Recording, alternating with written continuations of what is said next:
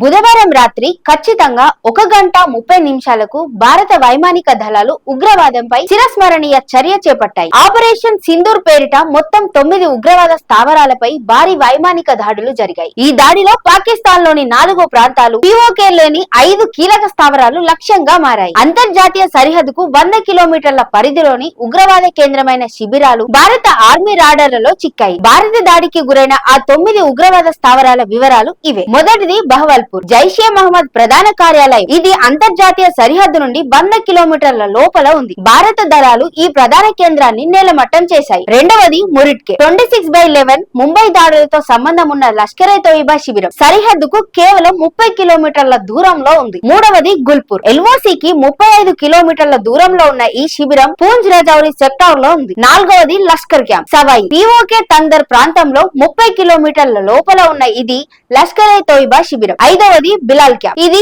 Jaish-e Mohammed launch pad గా పనిచేస్తుంది. ఉగ్రవాదులను సరిహద్దు దాటించేందుకు ఈ రహస్య స్థావరం ఉపయోగపడుతోంది. ఆరవది కోట్లీ క్యాంప్, లష్కర్-e-తోయిబా శిబిరం LOCకి 15 కిలోమీటర్ల దూరంలో 50 మందికి పైగా ఉగ్రవాదులు ఇక్కడ శిక్షణ పొందుతున్నారు. ఏడవది బర్నాలా క్యాంప్, LOCకి కేవలం 10 కిలోమీటర్ల దూరంలో ఉన్న ఈ స్థావరం కూడా భారత్ టార్గెట్ చేసింది. ఎనిమిదవది సర్జల్ క్యాంప్, జైష్ శిక్షణ కేంద్రం సాంబా కతువా సెక్టార్ కు ఎదురుగా అంతర్జాతీయ సరిహద్దు నుంచి కేవలం 8 కిలోమీటర్ల దూరంలో ఉంది. తొమ్మిదవది మహమూనా క్యాంప్, సియాల్కోట్ సమీపంలో ఉన్న హిజ్బుల్ ముజాహిదీన్ శిక్షణ శిబిరం.